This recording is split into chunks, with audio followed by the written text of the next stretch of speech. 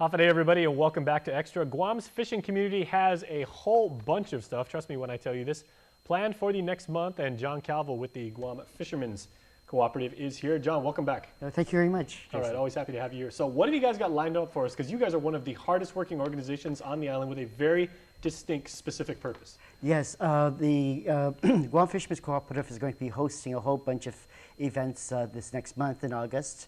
And we're starting out with the Guam Organization of Saltwater Anglers, Mafuti and Lililuk Inshore Derby, which will be on the 7th, their meeting is going to be on the 7th, but the tournament itself is going to be on the 9th and 10th. The Marianas Underwater Fishing Federation is going to be having a free dive, two-man team, one up, one down, for safety reasons, and that's going to be on August 10th.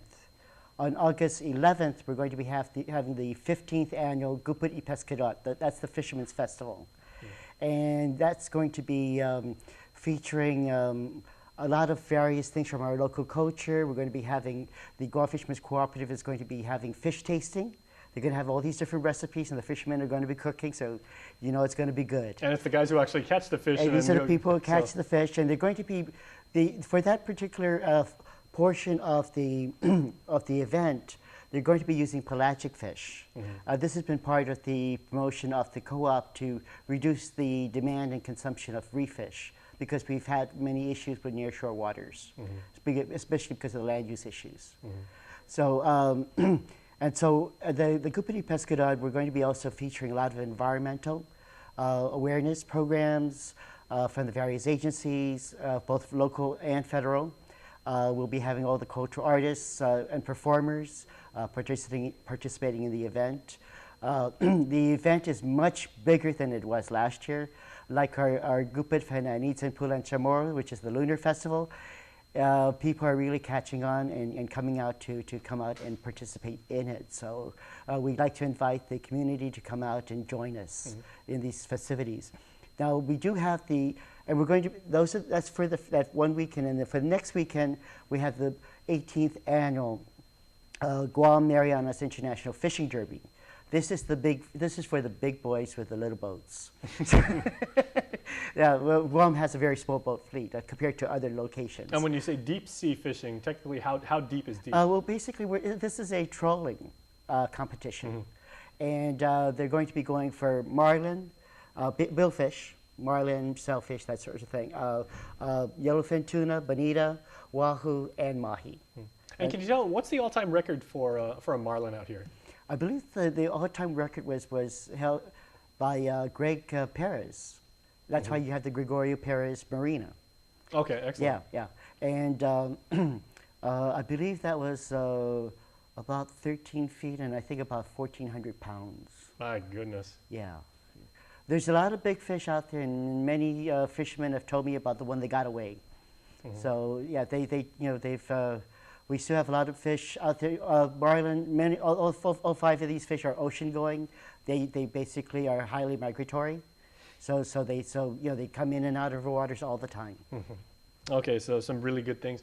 I remember like our friend Mike James, who used to work for the government. I think he actually set a local record, but I think I don't know if it was in the Derby, but I think he actually caught a really big one. Well, a few years back. Actually, there's been Mike James has always been one of those guys who has sweat tea. You know, you could go out and go in, but if you don't have some luck, you know, that's the reason why it's called fishing and not catching. But the competition is really tough. We have a lot of good fishermen out there, and hopefully, with the conditions are right, we'll be bringing in some big ones. We've had years where we've had 20+ marlins coming in. You know, I mean, people were just, it was almost like everyone almost had a marlin one time. It was really incredible.